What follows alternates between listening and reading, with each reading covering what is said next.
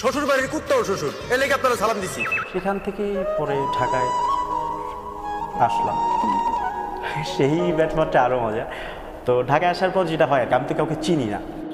তরুণ অভিনেতা শাহবাজ সানি মারা গেছেন।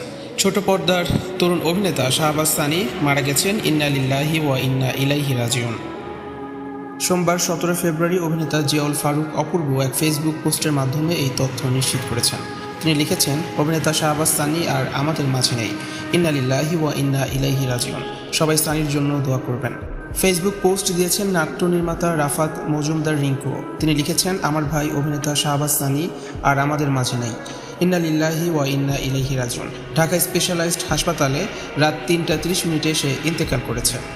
ফেসবুকে একটি ছবি পোস্ট করে তার ক্যাপশনে নির্মাতা হাসিব হোসেন রাখি লিখেছেন, আহারে জীবন, রাত 3:30 হার্ট অ্যাটাকে মারা গেছেন সানি। শাহবাজ সানি নির্মাতা ইমরুল রাফাতের কাছে আসার পর নাটক দিয়ে সবিজে পা রাখেন। অল্প সময়েই তিনি অভিনয় গুণে দর্শকদের প্রিয় হয়ে ওঠেন এবং সেই সঙ্গে অর্জন করেন নির্মাতাদের আস্থা। চরিত্রাভিনেতা হিসেবে কাজ করলেও সানি কেন্দ্রীয় চরিত্রেও অভিনয় করেছেন।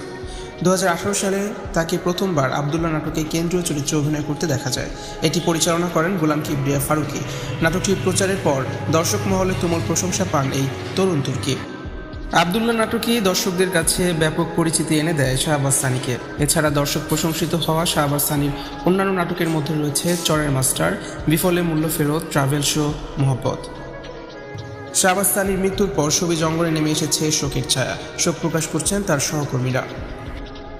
ভিউয়ার্স, শাহবাজ সানির মৃত্যু নিয়ে আপনাদের কি মন্তব্য? তার অভিনীত কোন নাটকটি আপনার কাছে বেশি ভালো লাগে? কমেন্টস করে অবশ্যই জানিয়ে দিন।